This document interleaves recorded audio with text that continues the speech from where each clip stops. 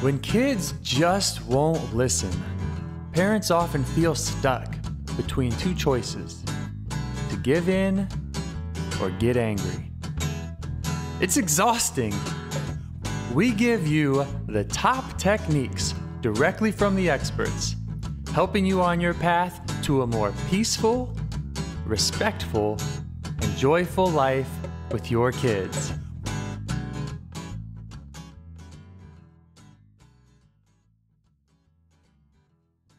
I'm very pleased to introduce our guest for this episode, Marcela Collier, a licensed therapeutic provider in Arizona and mother of twins.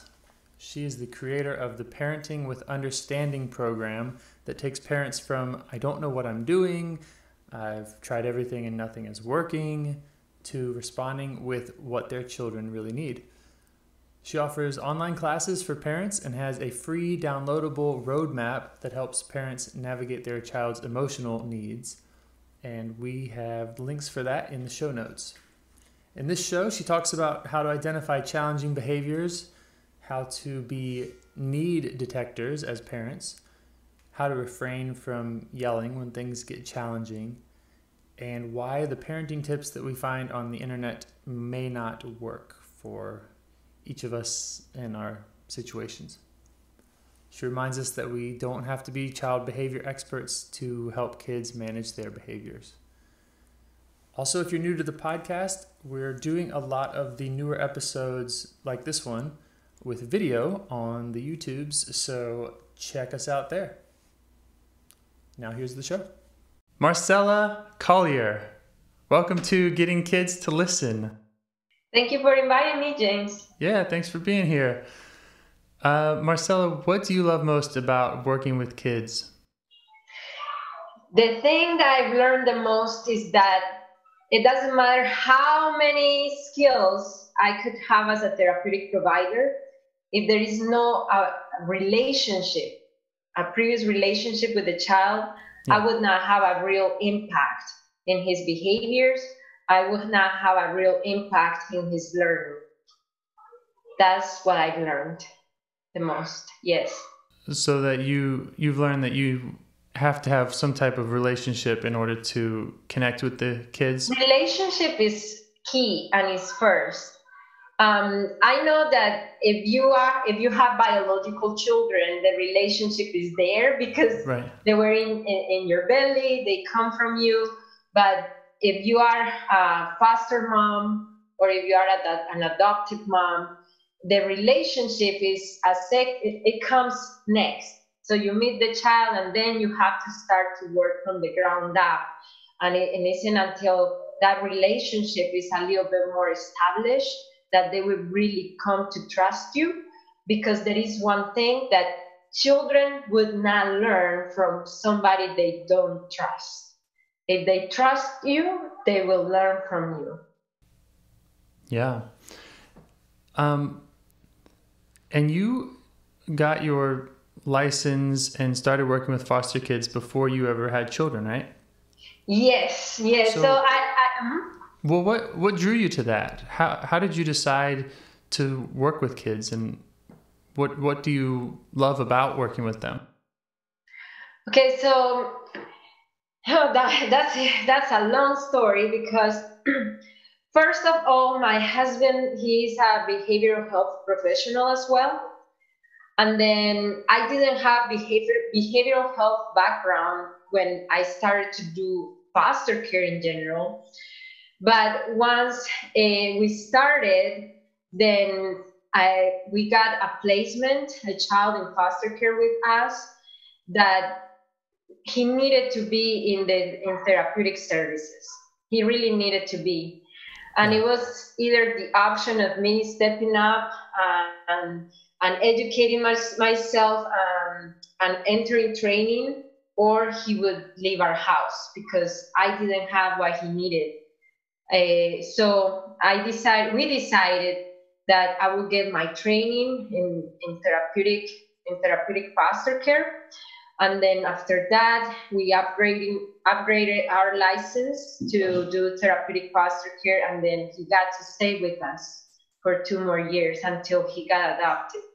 So that's how I started doing therapeutic foster care. How did I start doing foster care in general? Yeah. That's a long story too, because we were struggling a lot to get pregnant. We were struggling for many years, 7 years, and we Wow. couldn't get pregnant. We were going through all sorts of treatments, nothing was working.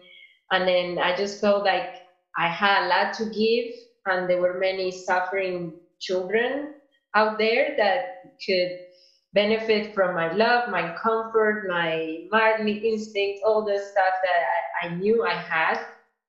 And then we loved it so much that even after having the twins, we kept doing it because we love helping children. That's awesome. The foster stuff is it always teenagers you were working with? For a child to be referred to therapeutic foster care, like many things need to happen. The average child that comes to that program, they've been disrupted at least, the statistics says, in average of 14 times. Okay. So that means that they usually go from house to house, before they even see that they need the services. And for that to happen, they're usually a little bit older. So what you're licensed as is called a TFC. Therapeutic foster care, that's the license. Mm-hmm. And so it's different from normal fostering, and the kids you're working with are all in your home, right? Yes. I usually work with one at a time. From what I know, you cannot have more than two, because they are high behavioral need kind of kids, you know. But you were talking about how your audience, you talk a lot about kids between ages of 2 and 5. Yes. So I show my life with the twins, and I talk to moms about how to understand their children's behaviors. Uh-huh. So they stop throwing parenting tips at the wall and hoping for something to stick, but to really know where their children's behaviors come from, how children function, especially at their developmental stage. So yes, I do work with older kids in therapeutic foster care, but my teaching is more towards this age, especially when it comes to privacy purposes as well. I cannot really go on Instagram and say my life with my placement, because I cannot do that. Right. Yeah. Yeah, but your 3-year-olds don't mind at all. They like getting on camera, huh? If they don't want to, I don't put them on camera, but most of the time they want to. That's nice. That's nice. Yes. Yeah, I've had some of the same difficulties where I do my work has mostly been in hospitals, and it's been in now I'm working in hospice, and yeah, I'm not really taking a lot of pictures and all that in those environments. So it's good that we're able to talk about it here. So when you're working with kids that are between the ages of 2 and 5, I'm sure that you're hearing a lot from parents that they're seeing the same things over and over again. What are some of the most common, or maybe one of the most common problems that people are bringing to you that they're seeing over and over? So I've seen two things. I've seen parents that come to me and then they say, my 2-year-old is not sharing, and doesn't matter how many times I tell him that he needs to share, he doesn't share. Or my 2-year-old doesn't play with others, or my 3-year-old keeps throwing tantrums for no particular reason. How do I get them to stop? And that's the first thing that I address. there are behaviors that are developmentally normal, developmentally appropriate for each stage. Let's talk about the sharing portion. When it comes to that, children that are 2 years old, developmentally, they don't play with others. They don't build play. They play alongside others. They do what we call parallel play, Yeah. but they don't play with others. So the main challenge that I see with parents is that they love their children and they want to do their best for their children, but they don't necessarily understand what each developmental stage brings, what kind of behaviors are normal and are what kind of behaviors are developmentally expected, normal, and even healthy for kids to Right. express. So that's why they find frustration when they don't know how to get their 2-year-old to share, if they don't know that sharing comes later, that right now we are working on other things. That's why they find frustration when they don't know that their children, if they're 3 years old, it is normal for them to throw tantrums here and there. Um, yesterday, yesterday I was talking about challenging behaviors, and then I was saying that one thing is to find a challenging behavior, another different thing is to encounter a behavior that is challenging for you. So I was saying in my therapeutic job, for us to for a kid to be qualified for therapeutic services, he needs to have one or more challenging behaviors for him. Right. And what are those? Those that are not age appropriate, those are that are not safe, that are putting their safety in jeopardy. Those that not age appropriate, safety. The last one is that it's impairing their development. Those behaviors that are impairing their development. So I was telling them that, for example, if you see a child, he's 8 years old and he's not potty trained yet, that is considered a challenging behavior. One of my twins, he was qualified for therapeutic services for feeding therapy because he only has two food choices. And it is not a behavioral thing, it is a sensory thing, right? It's a sensory need that he has. So tantrums and defiance, wanting to get his way, all those behaviors, even though might be challenging for us, they're not real challenging behaviors for children.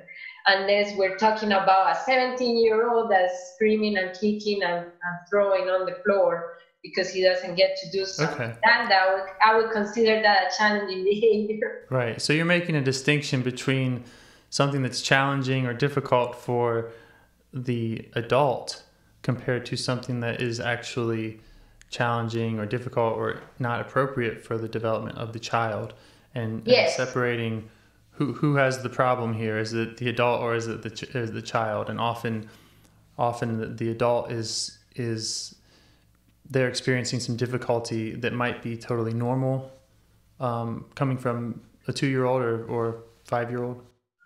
Yes. Why is this so important to know? Because if we know the criteria and we are able to identify and classify those behaviors, and I tell them, if you see signs of a challenging behavior, a real challenging behavior, then consult with your pediatrician, then look for help. Your child needs therapy, needs professional intervention. But if it is just challenging for you, the call here, it is not for your child to change anything, but for you to improve your parenting skills so you are able to meet this child's needs and you are able to respond with what this child really is needing from you. Yeah. So being able to identify the different criteria is an important part, and understanding the different ages and stages of development is important. For this conversation, I'm wondering if, rather than getting into what we can see from year to year, can we start from, let's say the parent is coming to you and they're bringing us a specific problem. We could go with tantrums, let's say. And in that age range, 3 to 4, what are the kind of practical steps you might help them with? Okay, so I don't want to brush off the fact that it is important for all of us to understand hey, this is normal. But once they've kind of got that, let's say, what do they do next? Okay, so once we already determine that it's a really developmentally appropriate behavior, then the second thing is to unveil what your child communicates through his behaviors. Because every single behavior is the communication of a need, every single one. And that's where I see many parents stuck. Even parents that follow positive parenting accounts or gentle parenting accounts, even parents that read parenting books, even parents that are trying to do their best, that's where I see them stuck, because they read on the internet, on Google, all these tips on how to get children to do blank, how to get children to stop blank, and they try and apply on their children, and it does not work. And it is because they might have all these ingredients, which I'm not saying they're wrong, they might be really right. But if you have all these ingredients to make the most delicious chocolate cake, but you don't know how to make it, you don't know how to mix the ingredients and when to mix it, then it's not going to work. Let me give you a specific example about this. So for example, you go to the internet and then you type, how do I help my child? How do I get into power struggles with my child? And then you read the strategy, offering your child choices prevents power struggles. So you are at the store with your child, and then your child is not on that level that he's ready to receive instruction, that he's ready to receive any kind of redirection, that he is on the floor tantruming, kicking, screaming, hollering, and then you offer him a choice. Guess what is he going to do with your choice? He's not going to go for it. Right. So it is a great strategy, but it is applied at the wrong time. Right. Why? Because this parent means well, and he has a good, positive parenting strategy, but he doesn't know when to apply it and how to apply it because he doesn't understand his child's behaviors. So you're saying that before we jump into any how-tos, it's important that we are listening and figuring out what the child is communicating when they are having a tantrum or with any behavior. We've got to figure out what their need is and what they're communicating first. Exactly. So if a child is dysregulated, if a child is not having control of his emotions, is he telling you, I need a choice? Is he telling you that? No, like what is he telling you? He's telling you, please help me control this. Help me control this, all these things that are going on in the inside of me, and then we talk. That's what he's really telling you. And it comes down with any other behavior, It's the same thing. It's always looking beyond our behavior, looking beyond our children's behaviors. And I call my community, I call them need detectors, because that's what we are. When we see our children, we always have to put our need detector glasses on and look past the behavior and then trying to unveil what our child are really trying to communicate with us, the need that they have. Many parents get stuck on that level because imagine behavior as an iceberg.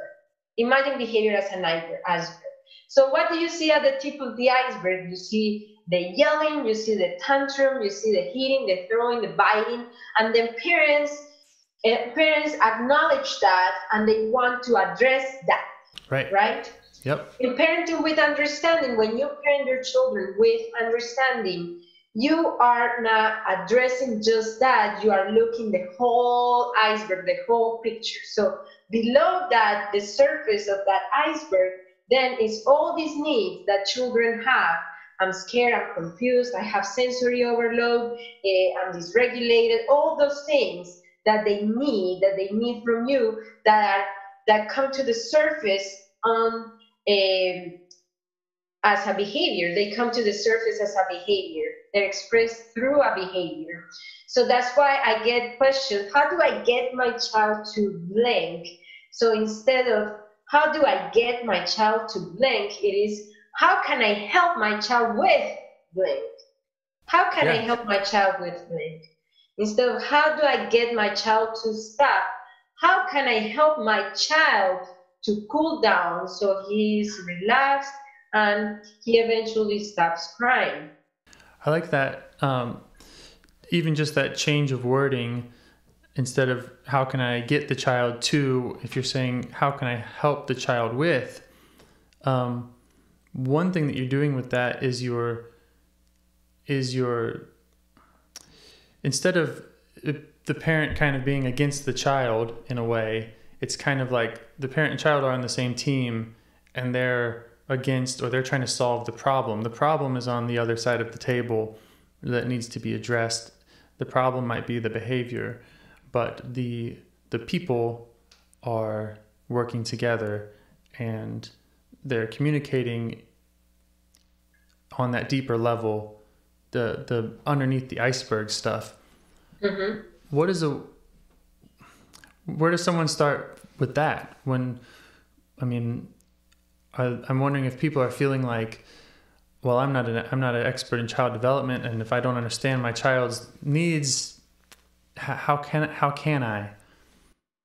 Okay, so I'm going to give you a little example. The other day, I was eating my lunch, and then one of my twins was next to me, and then he started hitting the dog. And then I said, oh, we don't hit the dog, we pet him nicely, and then I was modeling it. That's a positive parenting strategy. You model the behavior, the right behavior, and then that didn't work. He did it again. He hit him again 2 or 3 times more. And I said, okay, so I need to put my lead detector glasses on and I need to look beyond the behavior. The first thing that I did after that was to assess the environment. So what is the environment like? And then, when you are in your day-to-day life, I was eating, I was busy, I was doing something on my phone, you're not really paying attention of what's going on around you. So when you are aware of, when you say, okay, I need to look beyond the behavior, you stop what you're doing and then you look on the environment. And then I noticed that at that certain time, my other twin was in the bathroom with my husband, and he was having a really hard time going potty, really hard time. He was crying, and then he was constipated, and then I was like, so that's the variable. That's what is different. And then I went with my child, the one that was hitting the dog, and then I said, Santi, are you nervous about Miguel? And then he said, yes. And I said, okay, what can we do to help Miguel feel better? He said, maybe we can go and give him a Band-Aid because that's one thing I taught them when the other one doesn't feel better. Okay. So I said, okay. So it is not sometimes that you do something because you think it is what it is the thing to do, but if it helps your child feel better, if it helps your child with the need, okay. So we went to the bathroom, and my other child was still crying, and then he gave him the Band-Aid, and then he kind of felt better that he contributed for his brother to feel better. And guess what happened afterwards? We went back, and guess what happened? No more hitting? No more hitting. That was the need. So you don't have to be a child development expert, a behavioral expert, for you to stop and look at the environment and see what is happening. At the gym, I was picking up the twins from the daycare, and then I saw that a mom dropped off a kid, she left, and then after she left, he tried to run away. And then the ladies and the gym daycares, they were trying to chase him and pull him back to the place. And no, you don't jump over the gate. And no, you have to stay here. And then no. So they were very focused all about on the running away behavior.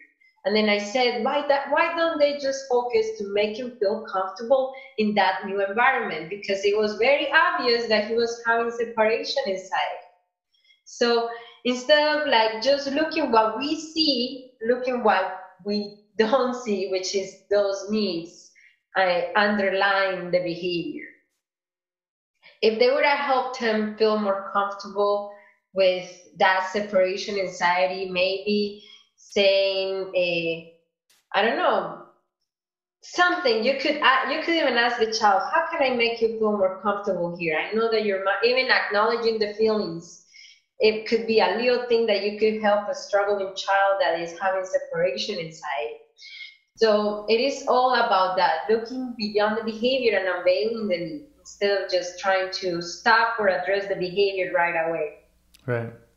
I noticed that with your 3-year-old, you said something like, are you feeling anxious or are you feeling nervous?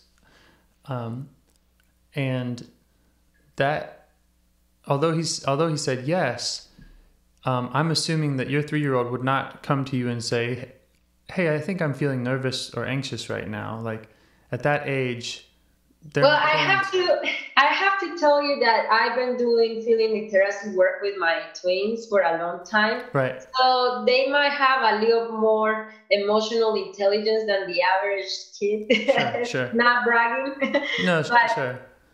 I guess I'm just saying that in a good way, you're giving them the words, and because, well, even at my age, sometimes I can't tell you what exactly I'm upset about. I can't tell you what the feeling is, but having a friend nearby who can say, oh, are you feeling this way or that way? Sometimes you might just be, you're cooking or something, and there's something, you're frustrated about something and you don't even detect it, but someone who's watching and listening can say, hey, what's going on? What's up with you? And are you upset about something?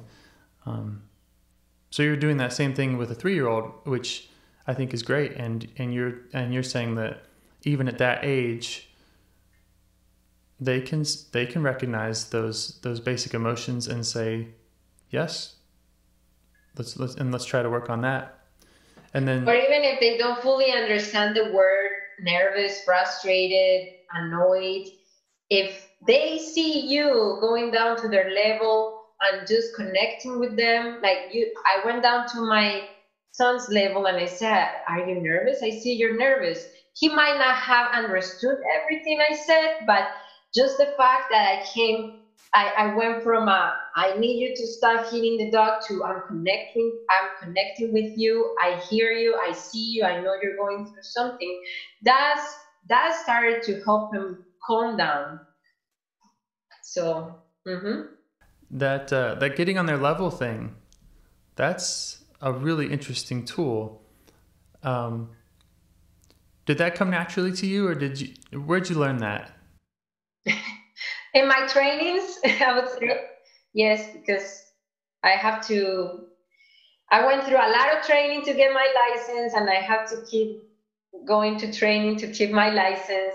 And I would say from experience as well, doing therapeutic foster care and with my children, I see that every time, because it is a barrier. Even if they trust you, even if they love you, the fact that you're up here and they're down here, that is a barrier. And especially when it comes to kids that don't know you that well, like a foster child or somebody that is an adopted child, somebody that is newer to you, if you are a daycare provider, if you are in a preschool, if you are in a church school, whatever, if the children don't trust you that much yet, going down to their level, it really removes that barrier, because they feel intimidated when they see you up here and then they're down here.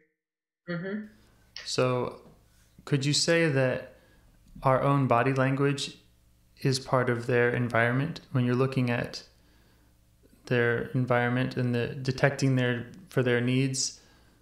The way we're presenting physically or in our tone is a big part of their environment. I see that a lot of my followers struggle with that because they even write to me, I want to do good, but I keep losing my temper. I want to do good, but I keep, right, after the fifth time I have to repeat the same thing, I yell. And after Yeah. that, I feel horrible. I get the yeller hangover. How do I get over that? We are all human, and I'm not saying I've never ever raised my voice, but I prevented a lot by one, if I see, by one, body awareness. If I see that I'm getting not there, that I'm not there, then I prefer to just go and take a little breather and come back, or to take a turn with my husband. Okay, it's your turn right now. I'm not in the mental state. Or if it is none of the above, just to take a deep breath. And then I said, okay, it's time to meet my child's need. And then like that, you switch your mind from you to them. And that's something that has helped me. And yes, going down to their eye level, your demeanor, it is key, because studies say that 90% of communication is nonverbal. 90%. So we all communicate more through behaviors than what we could ever say. The same with our children; they communicate more through behaviors than what they could ever say. Another thing that I've heard is, but my child knows how to talk. My child, he's verbal. The fact that they're verbal doesn't mean that they understand their feelings. It doesn't mean that they understand their needs. You are your child's roadmap. your child, your child doesn't. You are your child's life instructions, if you will. They look up to you, not just the things that you say, but the things that you do as well. They're always looking to you. Always, always, always. Yeah.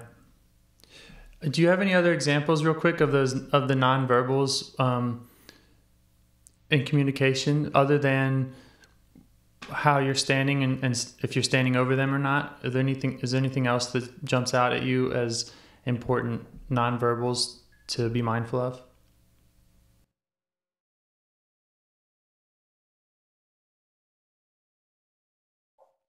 I would say, and this is very important, especially when it comes to my job, we always have to record everything, not just to keep track of the paperwork, but to notice cycles in behavior.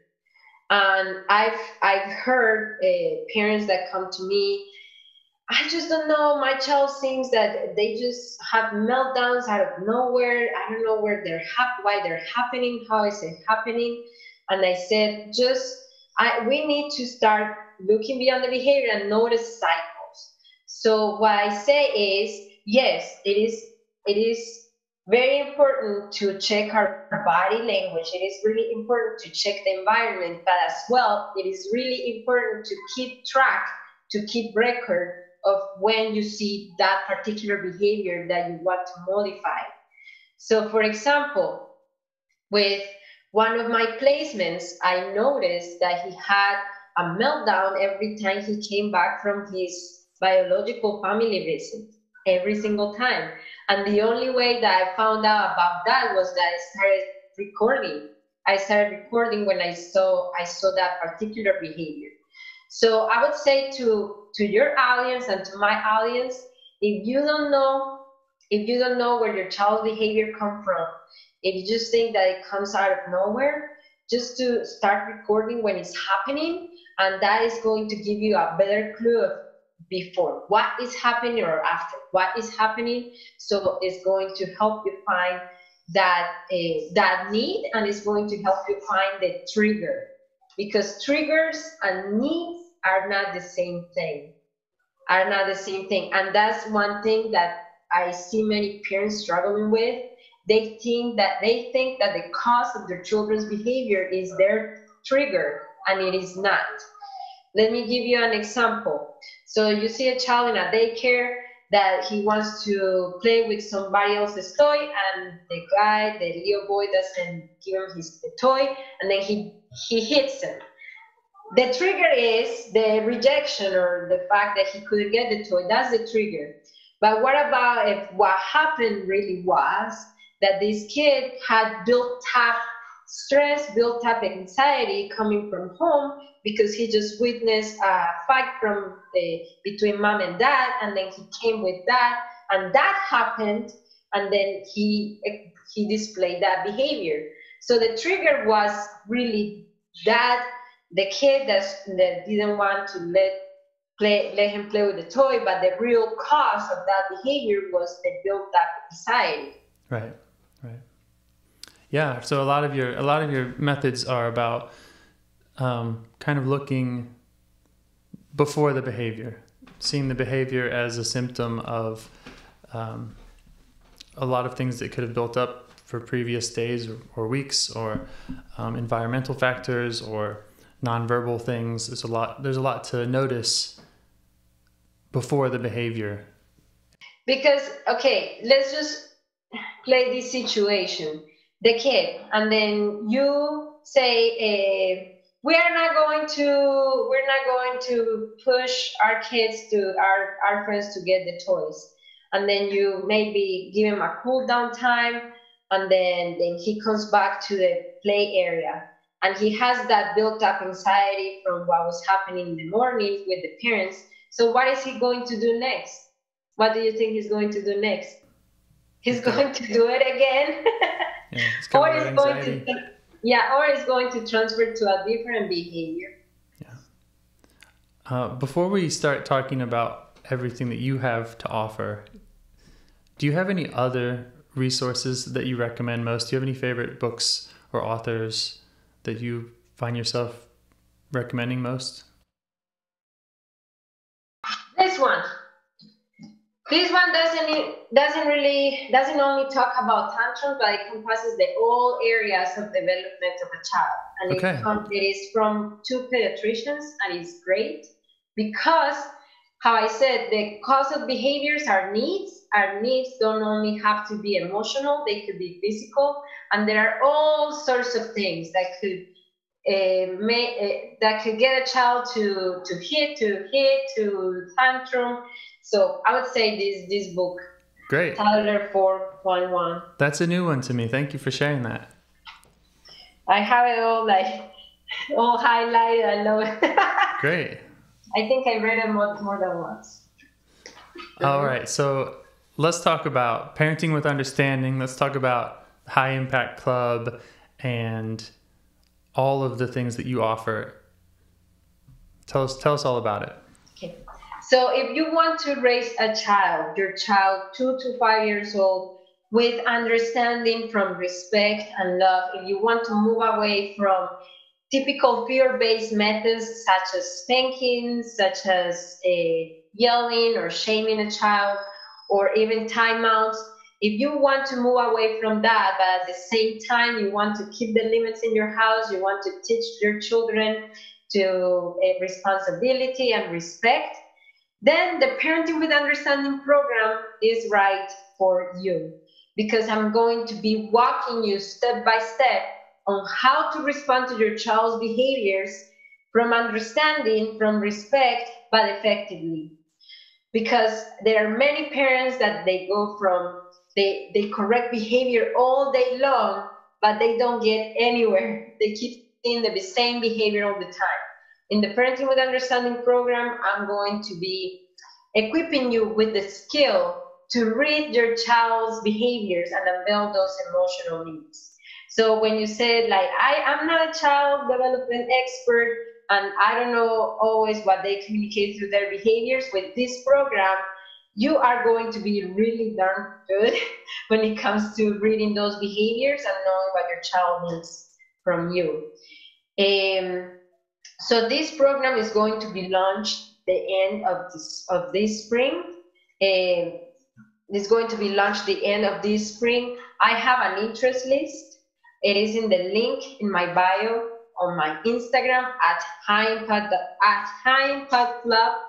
It is there. You can go there and sign up for my interest list, and you will be first to get notified about early bird enrollment. Okay. That is going to come with 40% off. So if you are interested, get in there. I don't want it to be paying full price.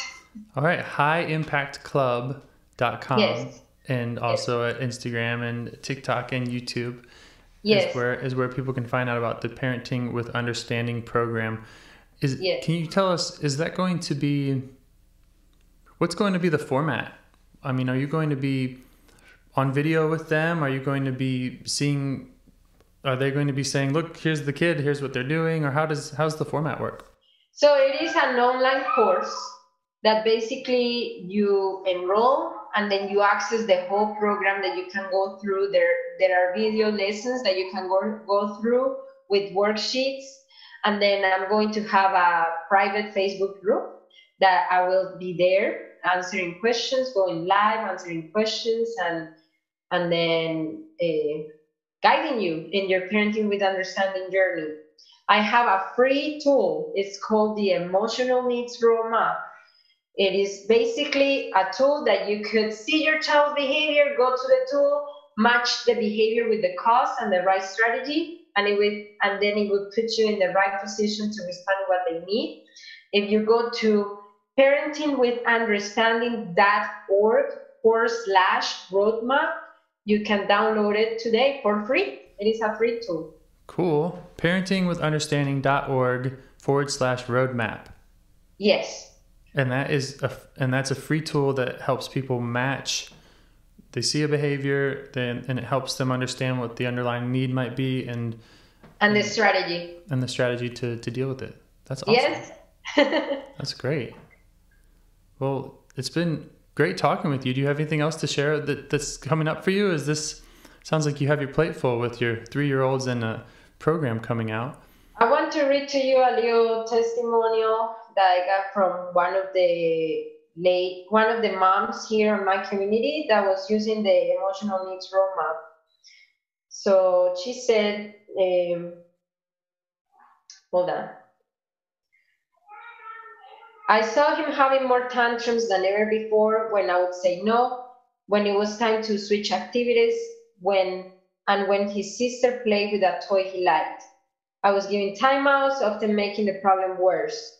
Marcela sent the needs roadmap. I easily identified his behavior to be controlled based on his need. In just one day, I saw his behavior change. When I see him escalated, I can distract him and give him control by offering him an option. We had to go inside, okay, and then we did not have one situation that called for a timeout today, and I hope I can keep gentle parenting as my focus with the High Impact Club teachings. Beautiful. Congratulations. So that was yesterday from the Emotional Needs Roadmap. That's awesome. And just real quick, you're working with these people because if your program's not out yet, so this is a one-on-one thing you're doing with them? So this is just a testimonial from the roadmap. For the roadmap, got it. Yes. Yeah, so I do consultations. Right now I'm not doing anymore because I'm very focused on launching this program. But I've done consultations. And then I've trained moms in Parenting with Understanding. That's why I have really good testimonials that go along my course. It is not a concept that I came up with. It is not an idea. It is a system that I've been applying all these years doing therapeutic foster care in the home with my twins, and that other moms have applied as well and have seen results. Hey. Where's your pet? Let me read something. It's all right. Daddy, please. Sorry. Okay, well you're very needed, it looks like. So no, it is not. It is okay. My husband is with them. That's great. If it's okay, can I read a little testimonial for the program, the Parenting with Yeah, Understanding? absolutely. Go ahead. Okay, and then we're done. I know we've been Sure. here forever. It's time to go. I'm having fun. Okay. This one says, the guided advice I received this is from one of my clients that I trained her in Parenting with Understanding. So she says, the guided advice I received from Parenting with Understanding helped me to analyze my son's environment and identify what kind of needs my son has before taking actions. That helped me because I identified clearly that my son's needs were emotional. The benefit of unveiling my son's needs was that he stopped having night terrors, which was the reaction of an attended need. Satisfying that emotional need, I beat another bad behavior he used to have, like bothering our dog. Sincerely, I feel a special connection with my son after I understood a very important need. It is like fueling his emotional tank every day. Now I feel more connected with my son. We have a better non-verbal communication. That's great. That was from one of my clients. Sounds like you're really helping people. Yes. Well, I hope that we can send more people your way. It sounds like they'll be in good hands. And thanks for your time today. Thank you so much. Okay. Well, have a great rest of your day. You too, James. All Bye. right. Bye.